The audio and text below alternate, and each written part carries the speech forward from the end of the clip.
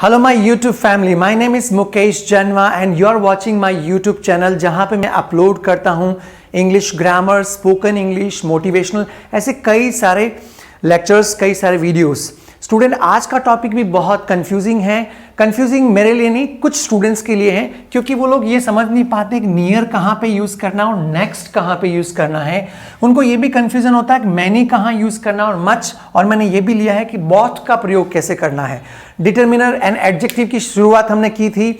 यदि आप में से कोई लोग नए हैं तो मैं उनके लिए 2 टास्क दे रहा हूं। सबसे पहला टास्क तो students, please subscribe the channel and please press the bell icon so you will keep getting the notifications about the new lectures. Second में ऊपर आई टैब में आपको पुराने वीडियोस के लिंक दे रहा हूं, ग्रामर के, इंग्लिश ग्रामर के, और यदि मोटिवेशनल लेक्चर, सारे लिंक्स हैं, उस पर क्लिक करके आप देखिए। और पुराने वाले टॉपिक क्लियर होने के बाद आपको ये जल्दी समझ में आएगा। वीडियो को आप लास्ट तक देखें, स्किप करके ना देखें। और यदि आप नोट्स बना सकें तो ये वीडियो आपको स्पोकन इंग्लिश में तो हेल्पफुल है ही, आपको competition exams, written English, everywhere, सभी जगह ये आपको हेल्प करेगा। तो विदाउट डिले लेट्स बिगिन। सबसे पहला है नियर एंड नेक्स्ट। दोनों में वैसे यदि डिफरेंस देखने जाओगे तो आप मत देखें, पास में ही होता है। देखिए, नियर का यूज कहां करते हैं? नियर का प्रयोग डिस्टेंस और नेक्स्ट का प्रयोग ऑर्डर के संदर्भ में करते हैं। दूरी के लिए हम लोग किसका, नियर का प्रयोग, और नेक्स्ट का प्रयोग किसके लिए? ऑर्डर, क्रम में, एक क्रम के बाद दूसरा क्रम दिखाना हो, किसी का भी दिनांक का बताना हो, टाइम का बताना हो, व्यक्ति का बताना हो, तो उस संदर्भ में हमेशा नेक्स्ट का प्रयोग करते हैं। आइए एग्जाम्पल से आप इसको ज्यादा डिटेल में समझ पाएंगे। पहला एग्जाम्पल है, Sandeep lives near to my institute. इसका मतलब है संदीप कुछ दूरी पर मेरे इंस्टीट्यूट के पास में ही रहता है। तो यहां पर डिस्टेंस को रिप्रेजेंट कर रहा है नियर, इसलिए नियर का प्रयोग किया, नेक्स्ट का प्रयोग नहीं किया। Next, titanium is near to the old station.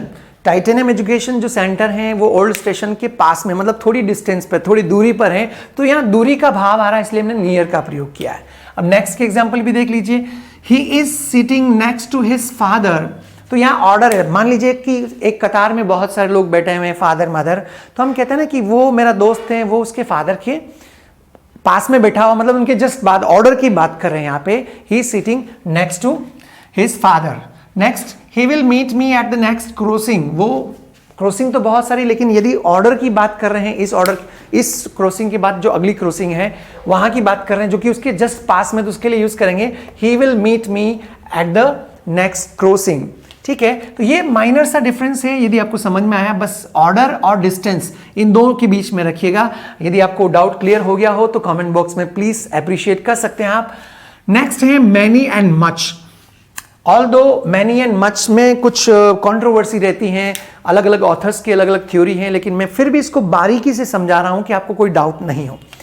Many is use for numbers, जिसको हम काउंट कर सकते हैं, नंबर्स के लिए यूज करते हैं। And much is use for quantity, quantity के लिए much, and many for numbers.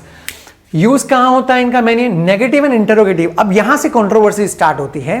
कुछ ऑथर कहते हैं कि मैनी और मच का प्रयोग सिर्फ नेगेटिव सेंटेंस और इंटरोगेटिव सेंटेंस के अंदर ही यूज होता है, अफर्मेटिव सेंटेंस में नहीं होता है। लेकिन कुछ ऑथर कहते हैं कि ये कौन सा लॉजिक है, जैसे एग्जांपल से समझे आप, we don't have very many copies left. Negative sentence से वेरी मेनी, मैनी का प्रयोग किया है, हमारे पास बहुत सारी कॉपी नहीं बची हुई अब इतनी ज्यादा। He hasn't much money, much का प्रयोग किया, उसके पास ज्यादा पैसा नहीं है, अधिक पैसा नहीं है, तो ही हैजंट मच मनी। इसको दूसरे रूप में ऐसे भी बोल सकते हो, he doesn't have much money. दोनों का मीनिंग सेम होता है। अब समझिए, आई हैवंट मेनी बुक्स, मेरे पास ज्यादा किताबें नहीं है। ये एक नेगेटिव सेंटेंस है, मैनी का प्रयोग किया। और जो ट्रेडिशनल ग्रामर, जो पौराणिक ग्रामर है, वो कहती है कि यदि इसी सेंटेंस को पॉजिटिव रूप, मींस अफर्मेटिव में लिखते हो आप, आई हैव मेनी बुक्स, तो वो रॉन्ग है। अब आप थोड़ा सा अपने खुद के विवेक से सोचिए कि मेरे पास बहुत सारी किताबें नहीं हैं और मेरे पास बहुत सारी किताबें हैं। I don't have many books, इसमें तो आप मैनी यूज कर रहे हो, और अफर्मेटिव में आप बोल रहे हो कि आई हैव मैनी बुक्स, ये रॉन्ग होगा। तो इसमें कोई लॉजिक तो होना चाहिए। तो ये ऑथर्स में कई बार कंट्रोवर्सी हो जाती है, लेकिन पौराणिक ग्रामर के अनुसार यही सही है। एक्सेप्ट करना नहीं करना आपके हाथ में। स्पोकन इंग्लिश में 1% भी दिक्कत नहीं, अफर्मेटिव सेंटेंस में 101% वो मैनी और मच का प्रयोग करते हैं, लेकिन मैं आपको ट्रेडिशनल ग्रामर के लिहाज से भी समझा रहा हूं। और आगे पढ़ेंगे, she doesn't have much patience, उसमें ज्यादा पैशंस नहीं है, धैर्य नहीं है। ये पहला एक डिफरेंस बताया। अब अफर्मेटिव सेंटेंस में यदि आपको मैनी और मच का यूज करना हो तो पुराने जो ऑथर्स हैं, पुराने जो पर्सन्स थे, वो कहते थे एज, हाउ, टू के साथ अफर्मेटिव में भी इसका यूज होता है। जैसे he can take as much water as he needs, वो ले सकता है जितना पानी की उसको आवश्यकता है उतना। तो यहां पे एज का प्रयोग हो रहा है, इसलिए अफर्मेटिव सेंटेंस में। अब ये क्वेश्चन बनता है एग्जाम में, इसलिए मैं आपको पढ़ा रहा हूं। स्पोकन में तो आपको एक पर्सन भी बिल्कुल नो वरीज एट ऑल, लेकिन एग्जाम में क्वेश्चन आ रहा है तो उसको करेक्ट करने के लिए आपको यदि उसमें एज का प्रयोग है, हाउ का है, टू है, तो उसको सही माना जाएगा, राइट। जैसे you can purchase as many chairs as you like, मतलब आप खरीद सकते हो जितनी चेयर्स आपको पसंद हो, ठीक है। यहां पर भी एज का प्रयोग है। He has too many friends, उसके बहुत सारे दोस्त हैं। अब देखो उसके दोस्त हैं तो ही हैज मेनी, उसके बहुत सारे दोस्त हैं तो ही हैज मेनी फ्रेंड्स। तो ग्रामर क्या कहती है, टू का प्रयोग कर रहे हो तो ये सही है, बाकी मैनी डिटर्मिनर यूज कर रहे हो तो ये रॉन्ग होगा। एग्जाम के लिहाज से कह रहा हूं गाइस, स्पोकन में तो फिर भी इतना डाउट नहीं है। यहां टू का प्रयोग किया है, शुरू में बताया था टू का आ रहा था अफर्मेटिव में, ये सही माना जाता है। एक और एग्जाम्पल दीजिए, she doesn't know how much sugar is needed. कोई चाय बना रही है जिसने जिंदगी में कभी चाय बनाई नहीं हो, तो आप बोलोगे ना उसको पता ही नहीं है कि कितनी शुगर की जरूरत है। तो हाउ मच शुगर, हाउ का प्रयोग होगा how much, how many, how much हम वैसे भी यूज करते हैं। तो इंटरोगेटिव सेंटेंस पे बोल रखा है वैसे ही, यदि क्वेश्चन पूछना है how many children do you have, तो इंटरोगेटिव में मैनी और मच का प्रयोग कर सकते हैं। तो ये कंट्रोवर्शियल डाउट था जो मैंने थोड़ा सा समझाने की कोशिश की है। स्पोकन में तो दिक्कत नहीं है, लेकिन यदि आप एग्जाम्स की प्रिपरेशंस कर रहे हो तो आप इसका ख्याल रखिएगा। एक और, अफर्मेटिव में मैनी और मच की जगह फ्रेजेस, जो पुराने ऑथर से जिन्होंने जहां से कंट्रोवर्सी शुरू हुई, वो कह रहे थे कि अफर्मेटिव सेंटेंस में मैनी और मच का प्रयोग नहीं करना है। तो उन्होंने कहा कि क्या करना है फिर उसकी जगह, आप उनकी जगह ऑल्टरनेट यूज कर सकते हैं, वो है फ्रेजेस। जैसे a lot of, lots of, plenty of, a large number of, ठीक है। जैसे आई हैव मैनी बुक्स, तो आई हैव मैनी बुक्स की जगह बोलो I have lot of books. Grammar के अनुसार यही सही है, I have a lot of books. Spoken में तो आई हैव मैनी फ्रेंड्स चलेगा, ठीक है। और आई हैव मच नॉलेज की जगह आप बोलो I have plenty of knowledge, you understand. तो ये एक ऑप्शन दे रखा है ग्रामर ने कि आप मैनी और मच को अफर्मेटिव सेंटेंस में ना यूज करके उसकी जगह ये फ्रेजेस यूज करें। जैसे कि एक सेंटेंस दिया, I have lots of books, मेरे पास बहुत सारी बुक्स है, ये यूज कर लीजिए। ग्रामर कहती है आई हैव मैनी बुक्स, ये रॉन्ग है। स्पोकन में मैं बार बार कह रहा हूं कि बहुत लार्ज स्केल पे लोग बोलते हैं, बट ग्रामर का बिंदु है इसलिए मैं समझा रहा हूं। मेरे ख्याल से आपको समझ में आया होगा। मैनी को अलग समझाया है और नियर नेक्स्ट को अलग समझाया है। लास्ट है both. As an adjective use में इसके बाद द का प्रयोग होता है। कब? जब हम बोथ का प्रयोग करते हैं। बोथ को अलग अलग वेज में यूज करते हैं। पहले फर्स्ट जो तरीका है वो देख लीजिए, I know both the teachers, मैं दोनों टीचर को जानता हूं। तो आई नो बोथ टीचर्स नहीं आएगा, इसके साथ द लगाना जरूरी है। ये कई बार स्पॉटिंग एरर्स में क्वेश्चन उठता है, आप बैंक पीओ एसएससी में यदि द नहीं लगा रखा है तो वो गलत है, द आपको लगाना पड़ेगा। I know both the teachers, मैं दोनों टीचर को जानता हूं। I know both the women, मैं दोनों औरतों को जानता हूं। इसी के अंदर एक और आता है बोथ ऑफ। बोथ ऑफ का प्रयोग देखिए, he invited both of us, उसने हम दोनों को इनवाइट किया, तो he invited both of us. Next, both of them can join titanium. कोई कह रहा है सर मेरी सिस्टर को ज्वाइन करना, मेरे ब्रदर को ज्वाइन करना है, तो मैं कह रहा हूं कि उनमें से दोनों टाइटेनियम ज्वाइन कर सकते हैं।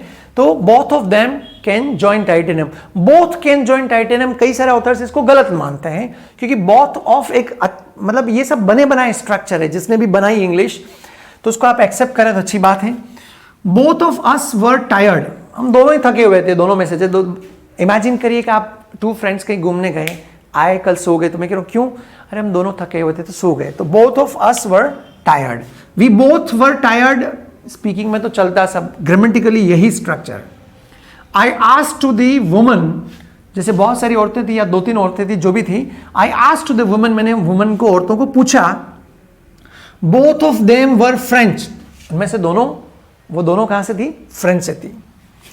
एक और प्रोनाउन के बाद ऑब्जेक्ट की तरह भी काम में आता है बोथ। कैसे? ही इनवाइटेड अस बोथ, जैसे कोई फंक्शन था, मेरे दोस्त ने हम दोनों को इन्वाइट किया, both me and my wife. He invited us both. She sent you both love. इसको बोलते हैं प्रोनाउन, अस यू. तो प्रोनाउन के बाद ऑब्जेक्ट की तरह, देखो ये प्रोनाउन के बाद ऑब्जेक्ट की तरह काम में आ रहा है. ही invited us both and she sent you both her love. उसने तुम दोनों को उसका प्यार भेजा. नेक्स्ट, बोथ नोट का, देखिए ये बहुत इंपॉर्टेंट, इसके ऊपर क्वेश्चन बनता है. बोथ नोट का प्रयोग ग्रामर में रॉन्ग माना जाता है, बोथ के साथ नोट का प्रयोग. तो उसकी जगह नीदर ऑफ देम या नाइदर ऑफ देम यूज करना है. जैसे both of them are not here. तेरे पापा कहाँ है, मम्मी कहाँ है? Both of them are not here. Negative में ये मना, इस क्रॉस लगा रखा है. ये यदि एग्जाम में इसका ऐसा कोई सेंटेंस आता है तो ये रॉन्ग होगा. इसकी जगह आप क्या यूज कर सकते हो, neither of them is here. मतलब उनमें से, पापा मम्मी कहाँ है, उनमें से यहाँ कोई भी नहीं आज, तो neither of them is here. हालांकि कंट्रोवर्सी होती है पुराने जो ऑथर्स उनमें, बट अभी आपकी मेरी नहीं चलती. जो रूल्स बने हुए उनको आप फॉलो करें. तो ये मैंने ब्रीफ में ट्रेडिशनल ग्रामर के अनुसार जो नियम बने थे, ये एडजेक्टिव एंड डिटरमिनर्स का टॉपिक चल रहा था, near, next, many, much and both. ये पांचों डिटरमिनर कम एडजेक्टिव मैंने एक्सप्लेन किए. स्टूडेंट्स सच बताइएगा कैसा आपको लगा. Right your genuine feedback in comment box. तभी आपके फीडबैक से हम इसको कंटिन्यू कर पा रहे हैं. और स्टूडेंट्स पूरे इंडिया के गांव गांव तक कोशिश है हमारी कि इस नॉलेज को हम सिंपल साधारण भाषा में सबको पहुंचाएं, ताकि आपको ये समझ में आए. कंपटीशन एग्जाम्स की प्रिपेयर कर रहे हो तो आपको सफलता मिले, और आपकी सफलता में ही हमारी सफलता है. Students, it's enough. I'll be right back with a new adjective. Now we will learn some rules and regulations of the adjectives also. Till then guys, keep watching, and if you have any suggestion, please write down into the comment box. Thank you.